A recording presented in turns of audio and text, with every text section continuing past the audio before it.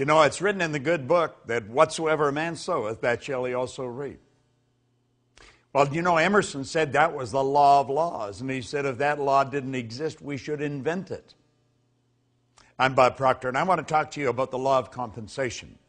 I first learned the law of compensation from Earl Nightingale.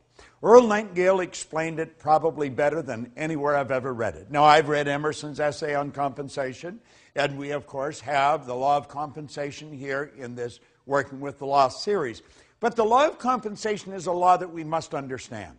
And we must understand it if we're going to apply it. And when we do apply it, we're going to find that the universe is very friendly towards us. The law of compensation is based on 3 steps.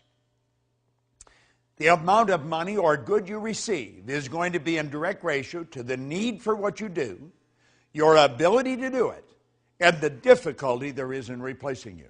I want you to think about that for a moment.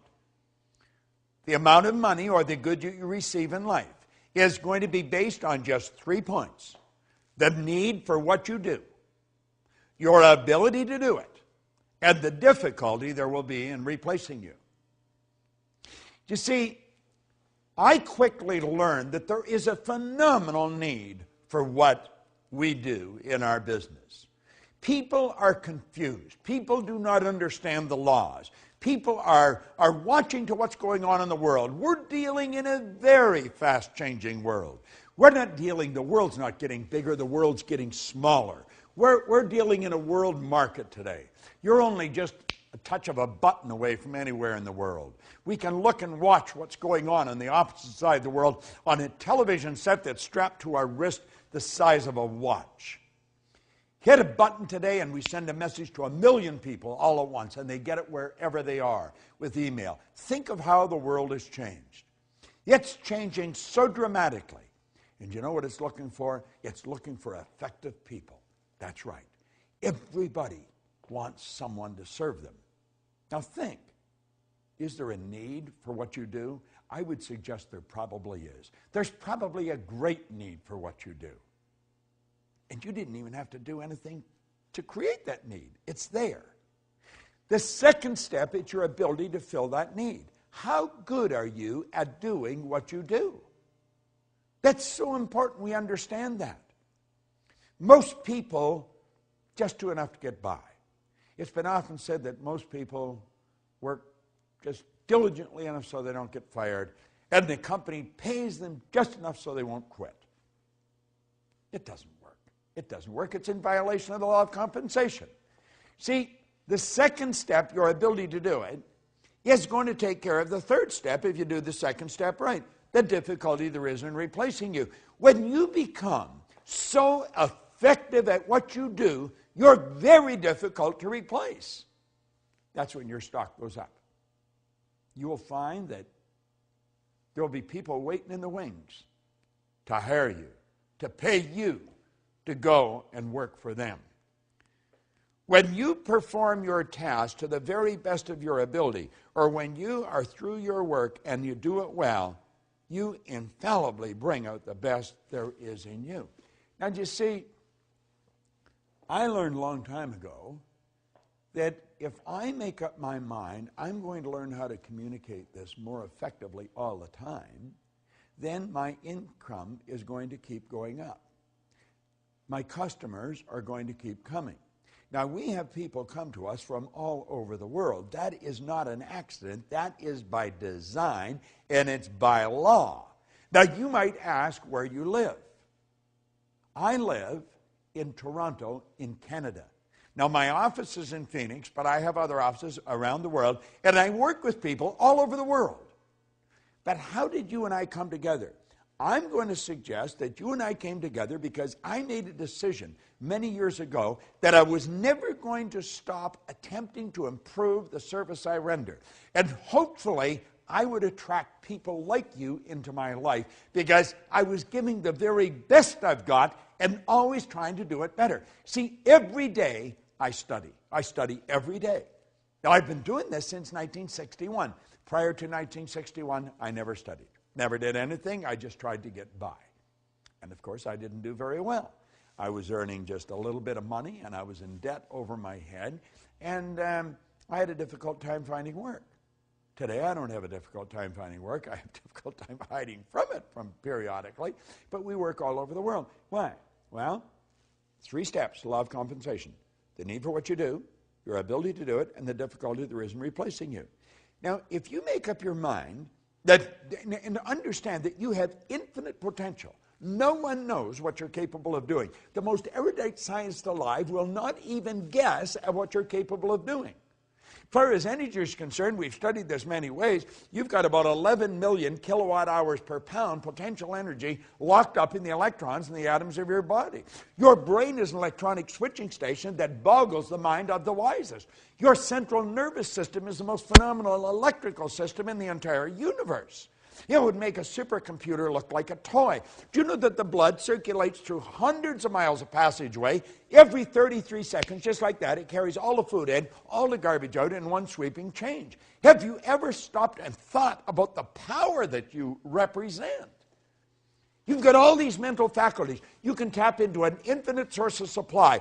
Listen, when we talk about you, we're talking about something that is awesome. The highest form of creation on the planet. That's what you and I are. Now, are we using it? Well, for many years I didn't. My whole idea was just get by. But then I started to study this material, and it started to make sense. And I thought, I'm going to change. I'm going to change how I'm living. And I got into Earl Nightingale's material. Now, I got into Napoleon Hill first, then into Earl Nightingale's. And I began to study it. And I got into this law of compensation. Then I read Emerson's essay on compensation. Then I got into Raymond Hollywell's material on compensation. It's all telling us the same thing. It's up to you. It's up to you. The universe will give you whatever you ask for. But you ask in the form of providing service. You see, you get back exactly what you put out. You put a lot out, you get a lot back. We are raised with the misconception that you go to work to earn money. You don't go to work to earn money. Working is the very worst way to earn money. We have a company called the Chairman's Club. And the Chairman's Club is designed for one thing, to show people how to earn money. You just go to the Life Success or lschairmansclub.com, lifesucceschairmansclub.com, and look it up. That's the sole purpose of it. And in that club, we show people how to earn money, how to set up multiple sources of income. But the whole thing is based on providing service. You've got to provide service. See, the concept behind the club is that you can earn so much money when you're sleeping, you can do whatever you want when you're awake. Now, that sounds bizarre to most people, but most people don't understand the law of compensation. We're raised with the idea you go to work to earn money. You don't go to work to earn money. You go to work to gain satisfaction. You should spend your days doing what you absolutely love to do. But compensation, think about it. Our compensation comes to us by law. It's based on 3 factors: the need for what you do, your ability to do it, and the difficulty there can be in replacing it. Now, I know you may have doubts. You may think, well, if I do more, I'm not necessarily going to get more. Well, you may not get it from where you're working. It may not come from there. It may come from somewhere else. You say, but the company makes up their mind how much I'm going to earn. No, they don't. You don't get your pay from the company. You get your pay through the company. Your pay comes from an infinite source of supply. You see, we've got a lot of these ideas wrong. And look at, if you become bigger than your present position, by law, you must move ahead. That is an absolute law. That's the basic law of the universe. When something becomes bigger than the position that it's in, it moves on to the next space. And if your company is not going to give you more, there's going to be a dozen companies waiting in the wings for you to come along and help. The law of compensation is probably one of the most important laws. I would suggest that as you turn this set off and you stop watching this particular video, ask yourself, how good am I at what I'm doing? Could I get better at it? Could I get a lot better at it? How can I get better at it? Understand this. You've got the potential. You've got more power than you will ever hope to utilize. Are you applying it? Who does a better job at what you do than you do? Are you studying those people? Study their lives. Find out what they do. Do what they do. Read the books they read. The more you study this material, the better you're going to get at what you do. But always remember, The law of compensation is based on 3 points: the need for what you do, your ability to do it, and the difficulty there is in replacing you. And as you go through all the material in these laws, and you study the law of compensation, get the material, get the physical material and study it. It's all there. You're going to find that all the way through all this material, those 3 steps keep coming up. The law of compensation is based on what you do. Put the energy out there. Put the effort out. Get better at what you're doing. Say, I am going to get better every day at what I'm doing. And your whole world will improve. This is Bob Proctor.